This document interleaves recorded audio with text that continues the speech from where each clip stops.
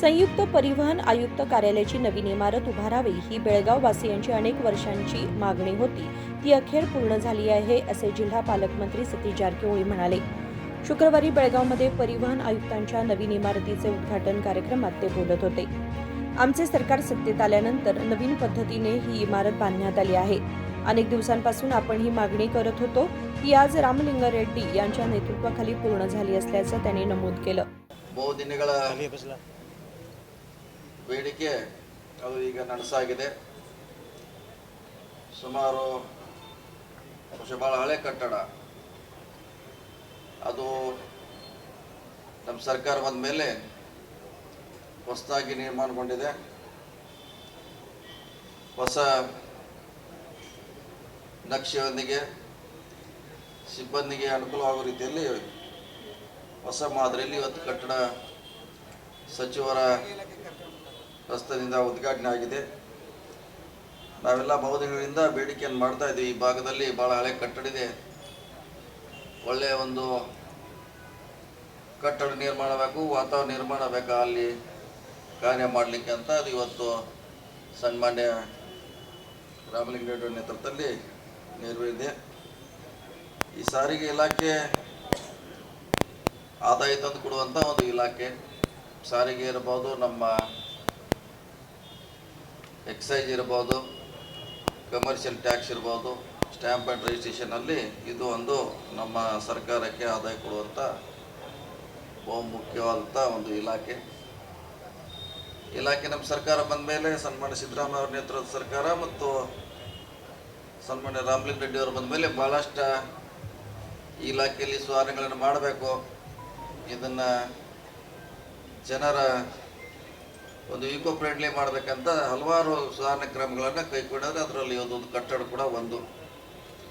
ಹಲವಾರು ತಂತ್ರಜ್ಞಾನ ಇರ್ಬೋದು, ಹಲವಾರು ಹೊಸ ಹೊಸ ಕಾನೂನುಗಳನ್ನು ತರುವ ಮೂಲಕ ಸಚಿವರು ಈ ಸಾರಿಗೆ ಇಲಾಖೆಯನ್ನು ಒಂದು ಹೊಸ ದಿಕ್ಕಿನತ್ತ ಒಯ್ತಿದ್ದಾರೆ. ಅವರಿಗೆ ಬಹುಶಃ ನಾವೆಲ್ಲ ಇವತ್ತು ಈ ಕಟ್ಟಡ ಮತ್ತು ಅವರು ಹೊಸದಾಗಿ ಮಾಡುವಂಥ ಹಲವಾರು ಕಾರ್ಯಕ್ರಮಕ್ಕೆ ನಾವು ಇವತ್ತು ಅವ್ರನ್ನ ಅಭಿನಂದಿಸ್ತೇವೆ, ಅವ್ರನ್ನ ಗೌರವಿಸುವಂಥ ಇವತ್ತು ಅವಶ್ಯಕತೆ ಇದೆ.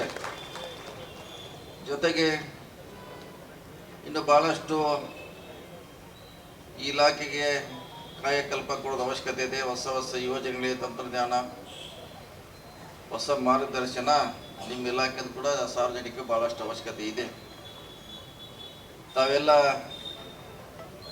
ಭಾಳಷ್ಟು ಸಾರ್ವಜನಿಕರಿಗೆ ಮತ್ತು ಈ ವಾಹನ ಚಾಲಕರಿಗೆ, ವಾಹನ ಮಾಲೀಕರಿಗೆ ಇನ್ನೂ ಭಾಳಷ್ಟು ನೀವು ಅವರಿಗೆ ಸಲಹೆ ಸೂಚನೆ ಇರ್ಬೋದು, ತರಬೇತಿ ಕೊಡುವಂಥ ಬಹುಶಃ ಅವಶ್ಯಕತೆ ನಾನು ಭಾವಿಸ್ತಾ ಇದ್ದೇನೆ.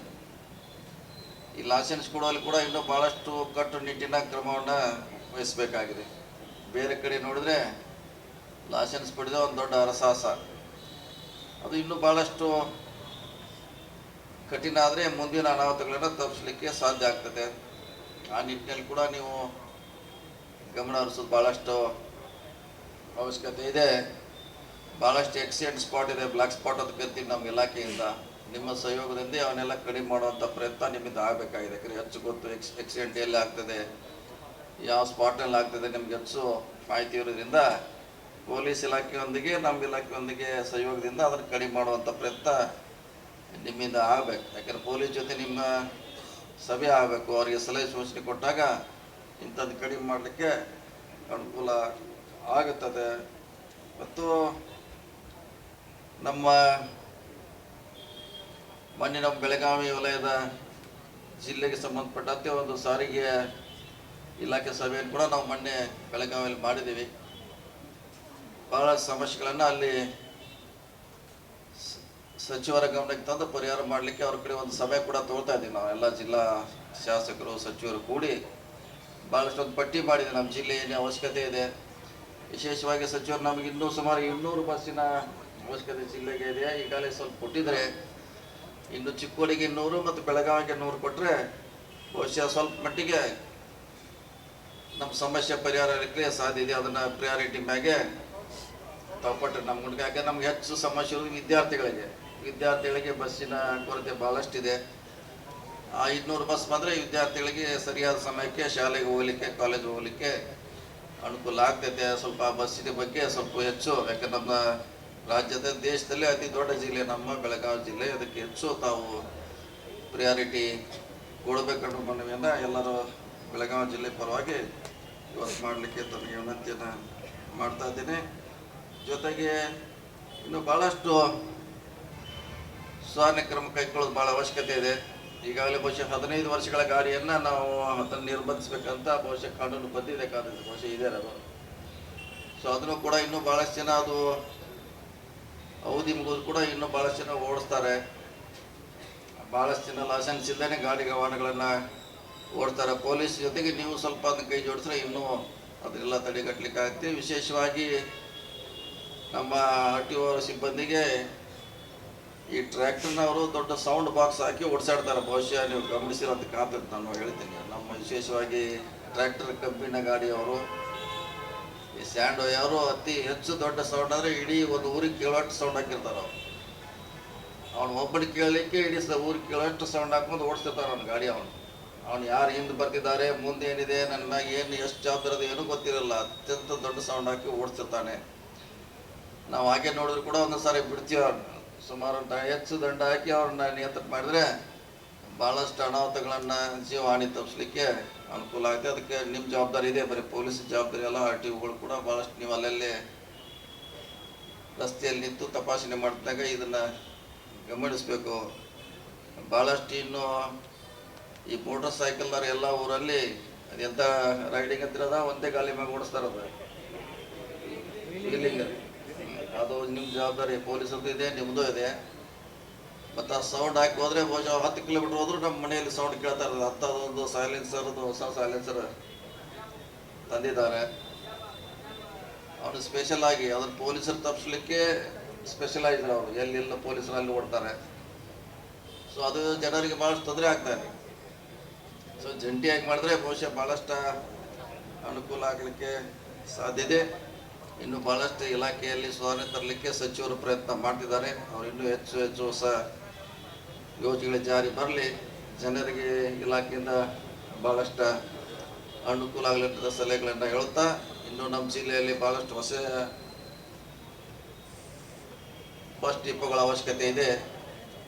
ಮೊನ್ನೆ ನಿಮ್ಮ FD ಮಾಡೋರ್ಗೊಂದು ಸಲಹೆ ಕೊಟ್ಟಿದ್ದೀನಿ. ನಮ್ಮ ಸರ್ಕಾರಿ ಜಾಗಗಳಿದೆ, ಯಾರ್ಯಾರು ತೊಗೊಳ್ತಿದ್ದಾರೆ ನಿಮ್ಮ ಇಲಾಖೆಯವರು ತೊಗೊಂಡ್ಬಿಡಿ ಅಂತ ಹೇಳಿದ್ದೀನಿ, ಸಲಹೆ ಮಾಡಿದ್ದೇವೆ ಅವರಿಗೆ. ಡಿಪೋ ಕಟ್ಟಲಿಕ್ಕೆ, ಬಸ್ ಸ್ಟ್ಯಾಂಡ್ ಕಟ್ಟಲಿಕ್ಕೆ ಭಾಳಷ್ಟು ಸರ್ಕಾರಿ ಜಾಗಗಳನ್ನು ನಾವು ಯಾರ್ಯಾರು ಕೊಡ್ತೀವಿ, ನಿಮ್ಮ ಬಸ್ ನಿಲ್ದಾಣಕ್ಕೆ ತೆಗೆದುಕೊಳ್ಳಿ DC ಮೂಲಕ ಅಂತ ಅವ್ರ ಸಲಹೆ ಕೂಡ ಮಾಡಿದ್ದೀನಿ.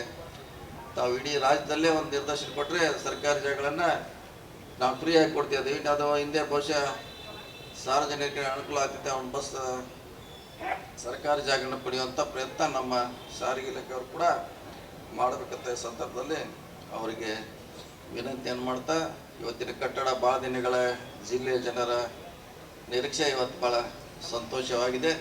ಅದು ಸಾರಿಗೆ ಸಚಿವರ ಸಮ್ಮುಖದಲ್ಲಿ ಉದ್ಘಾಟನೆ ಆಗಿದೆ. ಇನ್ನು ಹೆಚ್ಚು ಆದಾಯ ಬರುವಂಥ ಇಲಾಖೆ ಆಗಲಿ, ಅದರ ಜೊತೆಗೆ ಹೆಚ್ಚು ಮೂಲಭೂತ ಸೌಕರ್ಯ ಕೊಡುವಂಥ ಪ್ರಯತ್ನ ಆಗಿ ಅವರು ಯಶಸ್ವಿ ಆಗಲಿ ಅನ್ನೋ ಮಾತನ್ನು, ವಿಶೇಷವಾಗಿ ಶಕ್ತಿ ಯೋಜನೆ ಮೂಲಕ ಮೊನ್ನೆ 500 ಕೋಟಿ ಜನರ ಮಹಿಳೆಯರನ್ನ ಸಾರಿಗೆ ಸಚಿವರ ಒಂದು ಏನು ಬಸ್ಸುಗಳಲ್ಲಿ ಪ್ರಯಾಣ ಮಾಡೋ ಮೂಲಕ ಬಹುಶಃ ವಿಶ್ವ ದಾಖಲೆ ಆಗಿರ್ಬೋದು. ಅದು ವಿಶ್ವ ದಾಖಲೆ ಗಿನ್ನಿಸ್ ಬುಕ್ನಲ್ಲಿ ಬರುವಂಥ ದಾಖಲೆಯನ್ನು ಮಾಡಿದ್ದಾರೆ. ಅದಕ್ಕೂ ಕೂಡ ಅವರು ಭಾಳಷ್ಟು ಸಹಕಾರ ಮುಂದುವರಿಸಿ ಆ ಕಾರ್ಯಕ್ರಮವನ್ನು ಅತ್ಯಂತ ಯಶಸ್ವಿ ಮಾಡಿದ್ದಾರೆ. ಅವ್ರ ನೇತೃತ್ವದಲ್ಲಿ ಇಲಾಖೆ ಇನ್ನೂ ಯಶಸ್ವಿ ಆಗಲ್ಲ ಅಂತೇಳಿ ನನ್ನ ಮಾತು ಮುಗಿಸೋ. ನಮಸ್ಕಾರ ಎಲ್ಲ. धन्यवाद. शक्ती योजनेअंतर्गत 500 कोटी रुपयांचे प्रवास महिलांनी बसने केले आहेत. ही शक्यता आहे की ही एखादी जागतिक विक्रमाची नोंद असू शकते, असंही सतीश जारकिहोळी शेवटी म्हणाले. विनोद कोलकार, KMM मराठी, बेळगाव.